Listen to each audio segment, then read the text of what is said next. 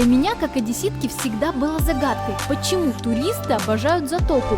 Ведь Одесская область огромная, пляжей сотни, есть киношные, есть широченные, но все почему-то едут сюда. Я проехалась вдоль побережья, чтобы показать вам реальную альтернативу, а заодно, что стоит увидеть в регионе помимо моря. Милые, всем привет! Вы на канале Маша Себова, и это наконец-то мой travel-блог. Я нахожусь сейчас в своей родной Одессе, но показывать вам буду не город, потому что уже его показывала. Кстати, если пропустили видео, оставляю вам ссылку. Сегодня покажу вам окрестности. Дело в том, что Одесская область максимально богата на классные локации. Это не только Затока, куда все едут. Буду вам сегодня все показывать. Надеюсь, вы тоже впечатлитесь. Подписывайтесь на мой канал, если еще не подписаны. Включайте колокольчик и погнали!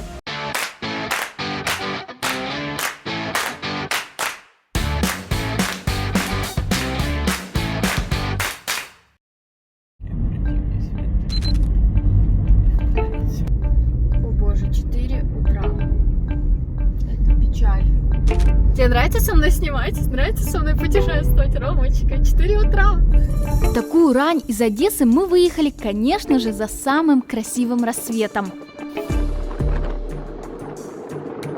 Мы, конечно, когда с Гуглом прокладывали маршрут, не прогнозировали, что здесь снимут асфальт. Боюсь, что мы рассвет встретим в машине. Мне прям вообще безумно нравится. Офигеть, мы успели! Просто кайф! 30 километров от города, и вы оказываетесь в другом мире. В мире обрывов, пустынных пляжей и идеального моря.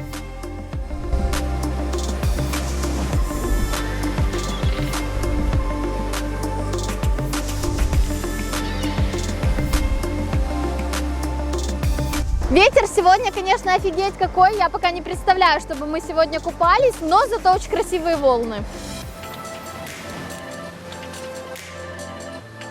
Локация, которую вы, возможно, видели в Инстаграм. Кому-то она напоминает Португалию, кому-то Калифорнию. Но я, честно говоря, не люблю все эти сравнения. Точка на карте называется Сан-Жейко, и она прекрасна без лишних сравнений и слов.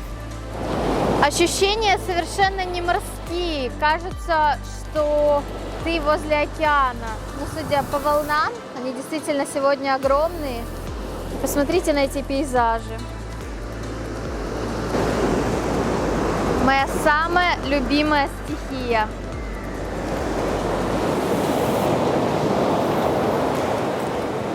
Успеть на такой рассвет – это бесценно. Я давно убедилась, что Одесса, как и область, это не место закатов, а место крутейших рассветов. И так даже лучше, потому что поднять себя в такую рань удается немногим. Ну и, конечно же, здесь ни души. И что интересно, в дневное время здесь, в принципе, летом даже не так и много людей, как в той же Затоке. И для меня до сих пор загадка, почему Сан-Жейко менее популярна, хотя, по моему мнению, она намного круче. Я сильно рекомендую вам пересилить себя и хоть разочек за лето сделать себе такой подарок. Поверьте, он станет лучшим воспоминанием. Если говорить о практических вопросах, то Сан-Жейко это классический курорт с домиками разных масштабов и удобств. Цены здесь в среднем стартуют от 1000 гривен и дальше зависит от близости к морю и тех самых удобств и размеров домика. И как в любом курортном городке, поселке, здесь в каждом доме сдается комната. Из интересных объектов в Сан-Жейке есть свой маяк. Стоит он здесь, конечно, не для красоты. В этой части побережья сходятся два течения, которые опасны для кораблей. Поэтому еще с конца 18 века здесь сначала был военный пункт с предупреждающей башней, а уже потом появился маяк. Вдруг вам покажется, что это какая-то особенная достопримечательность и нужно сюда приехать. Хочу сэкономить ваше время. Дело в том, что маяк обнесен забором, попасть за который невозможно. Поэтому ваш максимум это просто сделать со стороны фоточку. Если будете в Сан-Жейке, можно, конечно, заехать. Следующий населенный пункт, если двигаться на юг, это Грибовка, еще одна курортная классика. Здесь нет никаких обрывов и прекрасных пейзажей, зато есть широченный пляж. И домики прямо на нем. Самое прекрасное, что не надо никуда идти, никуда спускаться, в отличие от той же Санжейки, да и, собственно, Одессы. Пляж тут, надо сказать, широченный, намного шире, чем в Санжейке. Рома задумал снимать что-то красивое на Осмо, а я потом, как всегда, не возьму это на монтаже. Цены на домики здесь тоже стартуют приблизительно от 1000–1500 гривен. И, говорят, на некоторых базах еще в начале июня были забронированы все места до конца сезона. Единственная проблема всех этих баз отдыха в Грибовке – это добираться сюда, если вдруг у вас нету своей машины. Говорю по личному опыту, потому что я не раз приезжала сюда на маршруточке. Так вот, эта маршрутка идет не по трассе вдоль моря, а, будем называть так, в объезд через затоку. И вот до затоки доезжает много маршруток, а уже до Грибовки крюк делают очень, не то что далеко не все, а минимальное количество. За Грибовкой начинается Каролина Бугаз, который дальше сливается с затокой. И вот здесь, на Бугазе, пожалуй, самые широкие пляжи. Удобен он еще и с точки зрения логистики. Во-первых, здесь сходятся две трассы, а во-вторых, здесь делает остановку электричка, что тоже крайне удобно. Рома целенаправленно идет, чтобы проверить уже наконец-то на ощупь, какая же водичка. Кто-то решил сделать то же самое.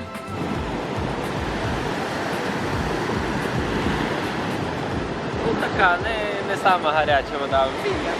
А еще именно Бугаз – это самое любимое место многих коренных одесситов, которые ездят сюда каждый год традиционно и без исключений.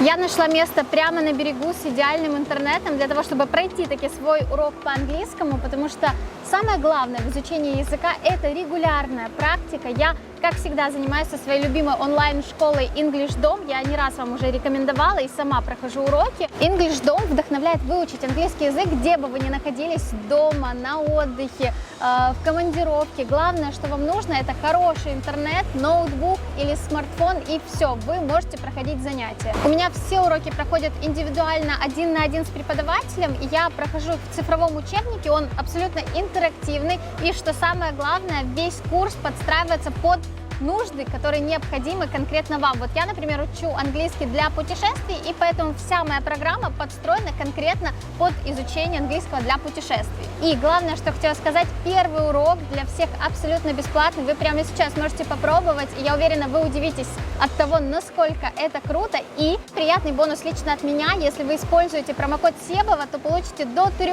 уроков. Я вам оставляю ссылку в описании к этому видео. Переходите и занимайтесь английским. Вдруг вы сомневались, то мы уже нашли компанию в Затоке. Рома научил эту собачку сидеть. О боже, какой молодец! Ты молодец? А все началось с того, что я вот этому сказала: ты хороший, и он пошел за нами. Мало, всі хороші мальчики.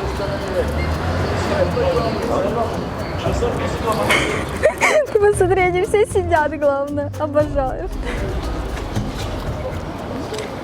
А вообще в Затоке пока работает вот шаурма, а здесь, как видите, все закрыто.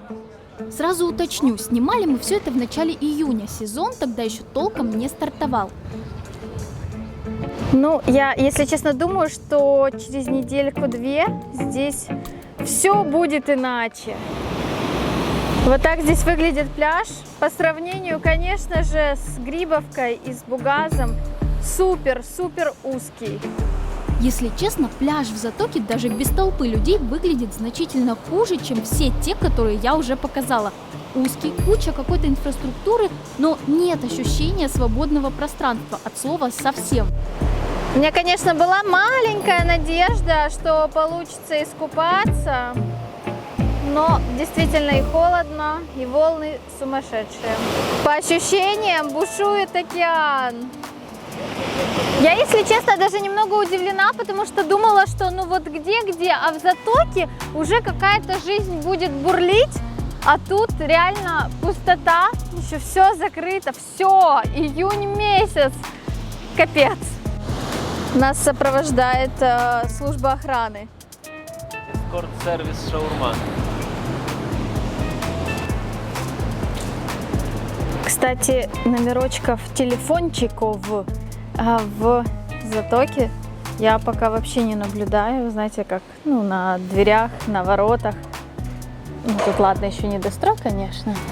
Серьезно, нигде нету вот этой темы с номерами.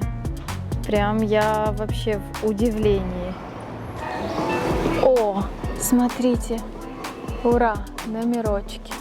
Раз номер нашелся, то я решила сходу и позвонить, чтобы выяснить цены. Подскажите, а на начало июля у вас есть что-то там на недельку, чтобы приехать? Смотрите, мы пока мест не бронируем, то есть, на июль мы вообще не бронируем. То есть звонить по факту, звонить там за пару дней, допустим. Смотрите, если то, что с частичными удобствами, он стоит 500 гривен. Вот этот вот со всеми удобствами, его стоимость будет такой 900 гривен. 900 гривен, значит. Я поняла, хорошо. А вы сейчас не бронируете из-за карантина, да? Нет, мы не бронируем, мы вообще не бронируем. Людей очень много. То есть люди звонят, и мы просто работаем по факту. Хорошо, спасибо, будем знать. Вот так. Людей по факту дофига. Ну, только я что-то тут не вижу, но может они через неделю будет по факту. Следующий поселок, он намного менее туристический, но тем и намного более интересный для меня. Называется он Сергеевка, и находится он уже на берегу лимана. Тут очень интересная география, нужно посмотреть по карте, сейчас я покажу. Вот Затока, а вот Сергеевка, и стоит она не на морском берегу, а на лимане, и от моря ее отделяет коса. Из-за лимана и не самой лучшей дороги сюда доезжают меньше туристов, но есть и плюс. В Сергеевке, в отличие от остальных курортов, на побережье очень зелено и много деревьев. И здесь, помимо баз отдыха и коттеджей, есть вот такое вот развлечение, вот эти стойки, это школа по вейксерфингу, находится она на лимане, вот это вот все это лиман, а тут еще есть вот там вот мост, который ведет к косе, и за косой уже море. 1 час на вейке стоит 500 гривен, и я, конечно же, нацелена позаниматься. Никогда раньше этого не делала, и от этого мне еще более интересно. Там такая доска, в общем, сейчас сами все увидите, но говорят, что новичок больше получаса не выдерживает. Посмотрим. Стартуют занятия вот с такого понтона, но первым делом надо надеть гидрокостюм. Что, я почти готова покорять вейк. Сейчас будет 2-минутный инструктаж, и потом меня присобачит к этой штуке, и я буду катать. Что такое вейкбординг? Если грубо, то это смесь сноуборда, скейта и серфинга. Вы становитесь на доску, закрепляете ноги, руками держитесь за веревку, которая тянет вас вперед. По идее, на борде в этот момент вы должны развивать скорость и красиво прыгать. В моем случае это просто попытка удержаться на доске. Давайте, когда готовы, поднимайте руку вверх.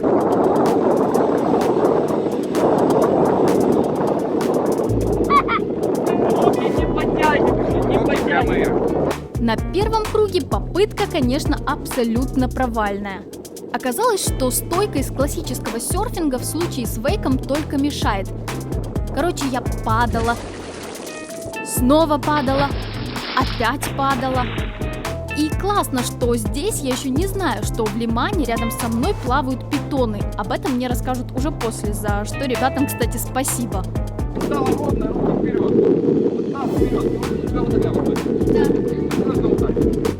Где-то на 3-м круге я немножечко поняла принцип, и дело пошло. Знаете, как с погодой, плюс 5, но ощущается как минус 10. Так и тут. Реальная скорость, наверное, километров 30, но ощущается как все 120.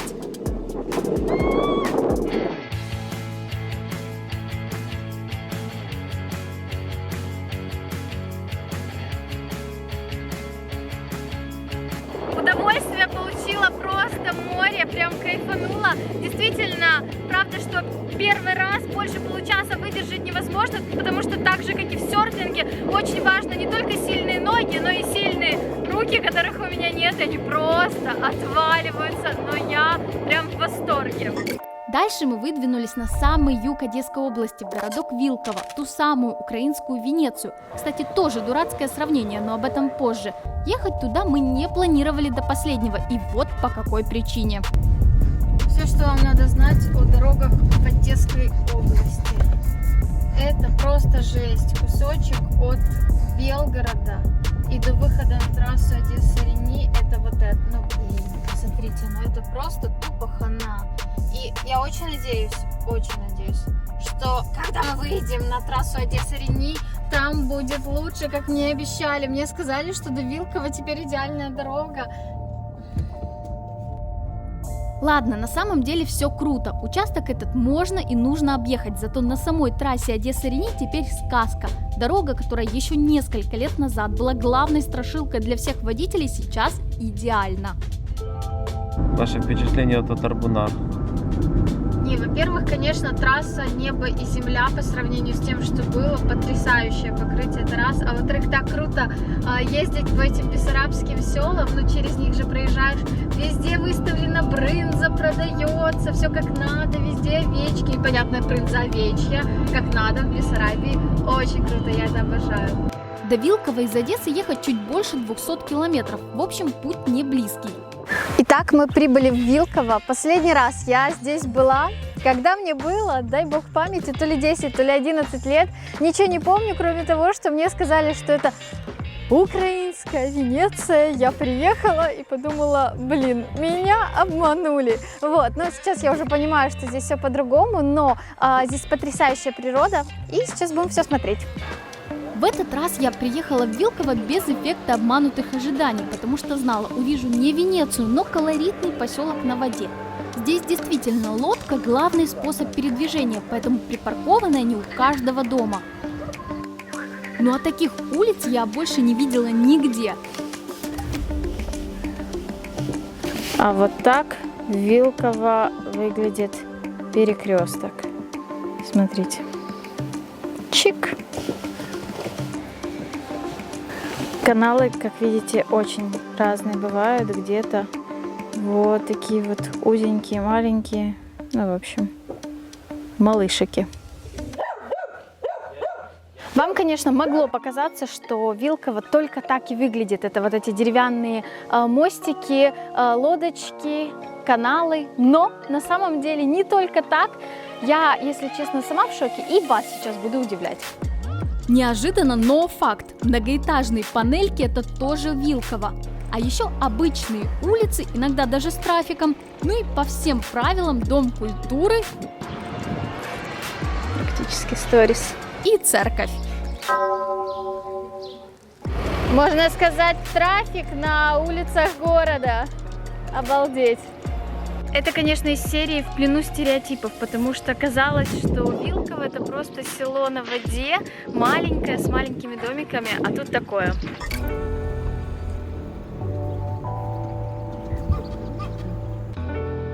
Открыл ворота, закрой ворота. Зато здесь Дунай, ну вернее, я думаю, что это маленький приточек или как это заводь. Вот такие вот домики. Красиво. Мне, конечно, говорили, что домик у воды, но вот так это круто.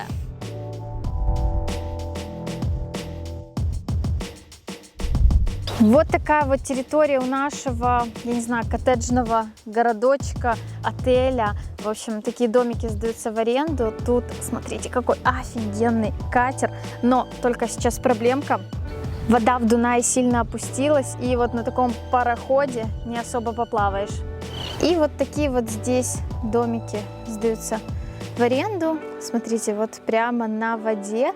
Единственный момент – это не Дунай, это искусственно вырытый канал. К Дунаю мы поплывем. Через час за нами придет лодочка тихоходная, маленькая, которая сможет юрко пробраться по всем местам, куда нам надо, а надо нам увидеть пеликанов. Вот здесь находится кухня, а вот в том большом здании наш номер. Привет! Ты иди на кухню, мы сейчас с тобой чем-нибудь поделимся. Нам, конечно, безумно повезло, потому что сейчас, кроме нас, с Ромой здесь на территории нет никого. Ну вот, коты, пожалуйста. Здесь наш номер, а вот здесь хочу вам сначала показать. Посмотрите на эту террасу, или как это назвать, но потрясающе красиво. После городской суеты я даже не могу представить, что завтра проснусь вот в такой вот тишине и красоте. Стоит один такой номер 350 гривен с человека. И покажу вам быстренько номер. Тут очень чисто и очень компактно. Единственный нюанс, я думаю, вы видите сразу. Ой, чувствую себя немножечко как в пионер-лагере каком-то. И вообще не помню, если честно, когда я последний раз спала на односпальной кровати. Как и было обещано, через час за нами пришел местный транспорт. Кстати, такой формы лодки в Вилково фактически раритет. Остался только один мастер, который их делает. Мне кажется, ты очень воодушевлен.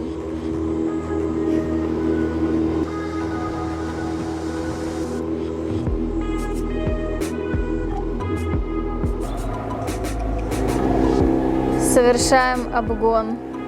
Класс. Вот это я понимаю, общественный транспорт.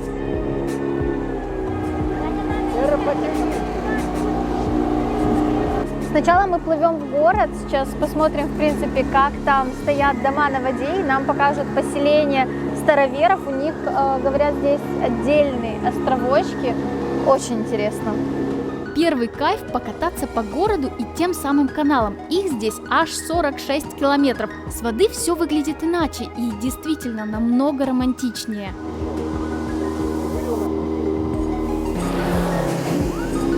Говорят, что здесь иногда бывают пробки, но имеется в виду не с машинами, а на канале с лодочками. А вот теперь мы посреди Дуная. Посмотрите, какой он широкий. Дальше нас повезли на острова, где живут староверы. В Вилково их достаточно много и не только на островах. Та церковь, которую я показывала, как раз старообрядческая. В чем суть? Староверы – это православные, которые когда-то, еще лет 400 назад, не приняли реформу церкви. И до сих пор следуют старым правилам. Например, крестятся не 3, а 2 пальцами. На этих островах даже нет электричества, и сейчас здесь живет где-то приблизительно 15 семей на постоянной основе. На этом базовая прогулка по Вилково может заканчиваться, но если у вас есть силы, то можно сделать марш-бросок в дельту Дуная. Именно там обитают стаи пеликанов. Плыть в одну сторону не меньше часа, но я, например, не скучала ни минуты. То цапля краснокнижная пролетит, то какой-нибудь хищник. Одним словом, красота.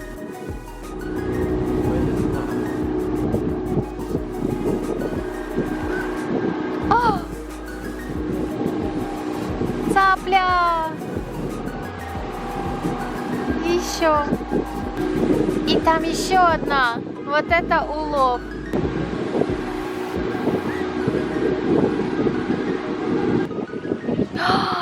Они есть! Обалдеть! Целая стая настоящих пеликанов! Вот это нам повезло! Это не просто стая пеликанов, а самая большая популяция этих птиц за пределами Африки. И то, что мы их встретили, просто чудо. Офигеть! Посмотрите, какие они огромные и красивые! Еще такие черные крылья внизу. Класс!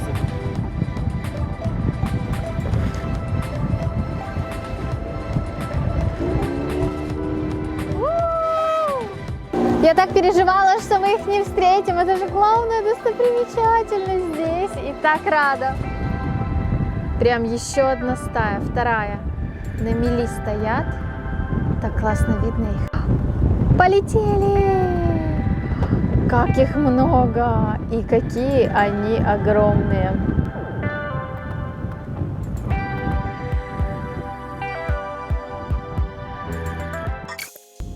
На следующее утро мы отправились в сторону Одессы и по пути заехали в еще один must-see региона – Белгород-Днестровскую крепость. Билет внутрь стоит 80 гривен, считайте 2,50 евро. Акерман – это самое большое в Украине фортификационное сооружение, которое еще и сохранилось достаточно хорошо, хотя крепости уже скоро 700 лет.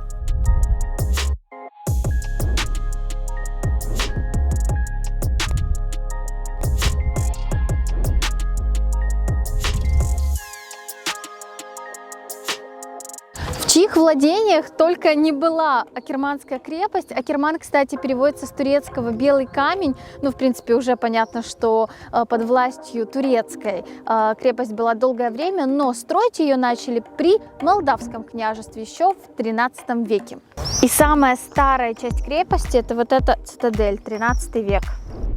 Кстати, кто построил конкретно цитадель, точно никто не знает. Есть подозрение, что генуэзцы, а есть легенда, что Золотая Орда. Короче, здесь были все, так что и вам заехать точно стоит. Как же здесь красиво!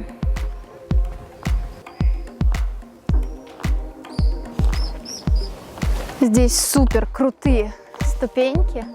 Но круто, что можно подняться на стены и исследовать крепость со всех сторон.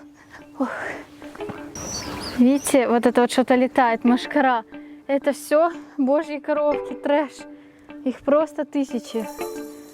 Меня уже всю залепили, я, честно, ни разу в жизни не видела такого количества божьих коровок. Что-то странное, сумасшедшее происходит. Вообще хотела сказать, что вот эти вот муры крепостные стены, они вообще толщиной 3-5 метров кое-где, то есть очень толстые. Ёшкин матрёшкин. Еще чуть-чуть, и я, в принципе, смогу взлететь вместе с ними. А вот это, кстати, если что, не море, а лиман.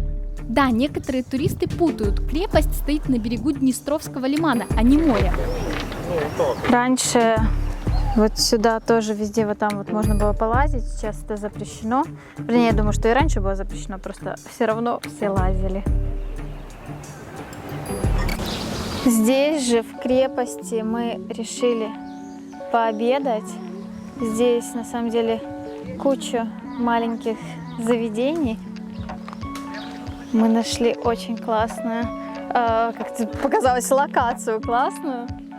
У нас тут, нам сказали, свежайший супчик и блинчики с курочкой. Можно, конечно, было заказать и шашлык, но его долго ждать, а у нас нет времени.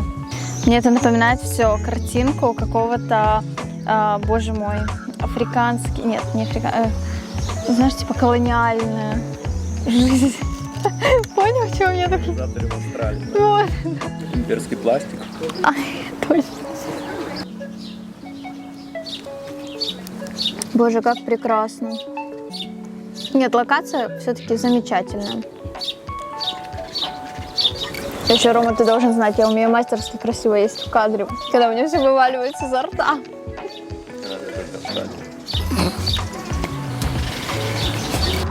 Если вы будете в этих местах, то я вам рекомендую, неважно, где вы остановитесь, в Затоке, Грибовке, Санджейке, все равно приехать в поселок Шаба, потому что здесь находятся два очень интересных производства. Об одном из них вы наверняка слышали, это вино Шаба. Туда можно попасть на производство на экскурсию, очень классная экскурсия, кстати, я когда-то была, и после нее у меня полностью поменялось мнение о производстве украинского вина в лучшую сторону, так что рекомендую. Но я сегодня хочу показать вам другое производство, потому что оно более новое, интересное, и тут еще мало кто был. Сегодня просто аншлаг, ну или просто маленькая парковка, приветики.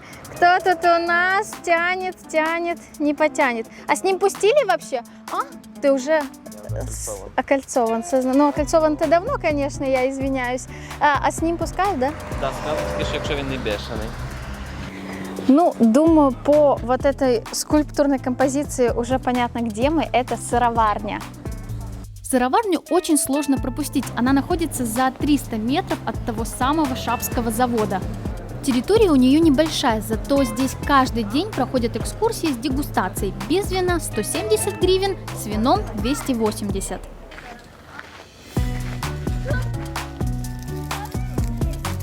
Экскурсии на сыроварню проводятся раз в час, каждый час, там что-то с 11 утра, поэтому сюда, ну, в общем, очень легкий доступ. Малыши какие, уже прячутся в тенечке. То, что нравится всем детям и что сильно смутило меня лично. На территории есть животные. Во-первых, конечно, телята. Причем этим малышам, вернее малышкам, не больше 5 недель. А во-вторых, овечки и козы. Я небольшой знаток, но животных мне все-таки жалко, потому что тенька у них нет. И выглядит это немного печально. Сама экскурсия, включая дегустацию, длится около часа. Сначала вам рассказывают о ферме. А дальше можно увидеть процесс создания сыра. Кстати, достаточно увлекательный. Находится все за стеклом, поэтому вы как бы и на производстве, но и не нарушаете санитарные нормы. Мы сольем соседнюю емкость для того, чтобы приготовить один из 2 видов сывороточных сыров. Они очень полезны, потому что вы знаете, что сыворотка сама по себе полезна, да, ее даже в сыром виде потребляют, поэтому все полезные микро-макроэлементы из сыворотки мы переносим либо в рикотту, либо в приноску. Здесь же за стеклом настаиваются готовые головки сыра. Часть продается молодым, то есть совсем свежим, часть более выдержанным и насыщенным. После часового рассказа все наконец приступают к главному.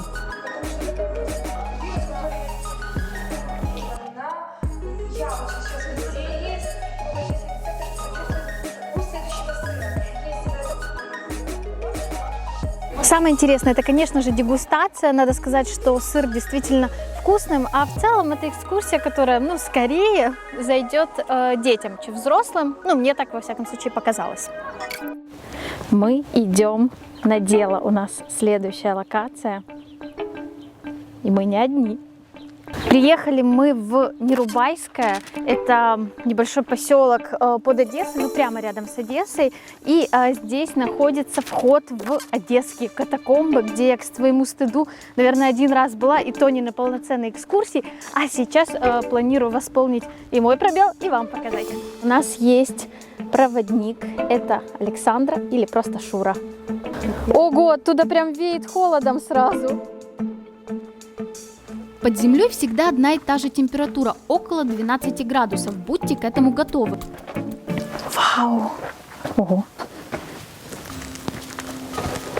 Форму одежды я, конечно, выбрала капитально прекрасную. Ого! Это уже прокопали. Раньше тут хуже было. Да? Пробирали сюда. Но тут очень хорошо распространяются запахи. То есть, если кто-то покурил, этот запах держится, и ты уже там понимаешь, что тут были люди. Обалдеть, перекресток 4 дорог. Тут потеряться, конечно, на раз-два. Масштабы катакомб тяжело осознать, но мы сейчас попробуем. Длина лабиринтов 2500 километров. Для сравнения, это как расстояние от Киева до Парижа. Более того, цифра не окончательная, потому что до конца подсчитать пока не удалось. Идти сюда без проводника, конечно же, нельзя. Такая тишина в катакомбах просто сумасшедшая. Самая старинная дата сохранилась тоже тут в Нерубайском, это 1842 год. Как вообще появились катакомбы? Здесь добывали ракушняк для строительства города. Добывали хаотично и в разные периоды времени. Вот так и появились эти сумасшедшие лабиринты. Это такое наглядное пособие, как вывозили камушек. Это не сильно старая надпись, это современный рисунок. Отдельный пласт истории катакомб связан со Второй мировой. Во-первых, здесь прятались партизаны. Ну и, конечно же, пережидали худшие времена мирные жители. То, что в катакомбах прятались во время войны, это факт, в принципе, известный. Но что интересно, люди оформляли себе, назовем это, временное жилище здесь и в 1941 году, и в 1944 году. И спелеологи научились отличать, когда люди, жилище 1941 года и 1944. И очень многие люди спускались и в 1941, и в 1944, потом тоже сюда возвращались, чтобы спрятаться от бомбежки. Вот, смотрите. Вот, мы сейчас дошли вот сюда, на базу. Теоретически нам предстоит пройти вот это вот колечко, совершить и выйти наверх. Мы выдержали в катакомбах где-то часа 2. Есть и короткие экскурсии на час, хотя говорят, что самый трушный вариант – идти на день или даже с ночевкой. Но это немного не моя романтика. Вот, явно какой-то бандит. Завершать выпуск из Одесской области я очень хотела красивым закатом, но, как помните, на побережье с этим туго, поэтому я выбрала поле. То самое ярко-фиолетовое поле с необычным цветком – дельфиниумом. Аромат у дельфиниума сумасшедший, особенно если учесть, что здесь целое поле. Эта локация в последние недели свела всех с ума, весь Facebook, весь Instagram, в фотографиях, фотосессиях с дельфиниумом. Все это делается здесь, на одном поле, возле Теплодара. И, конечно же, уже через неделю появились сообщения в новостях, что буквально за недельку туристы вытоптали все поле. Ну и вы видите его состояние, к сожалению. Выглядит оно, надо сказать, действительно плачевно. Конечно, очень хочется добавить нравоучений, но я не буду. Просто знайте, Одесская область большая, полей, пляжей хватит всем. К тому же теперь вы знаете, где их искать. Я очень надеюсь, что Одесская область впечатлила вас так же, как и меня. И не только затока, есть куча локаций, которые можно смотреть и смотреть. Я показала далеко не все, так что предлагаю этим летом исследовать Украину. Все, надеюсь, вам понравилось это видео. Жду ваш лайк, комментарий, конечно же, подписку и, конечно же, обожаю!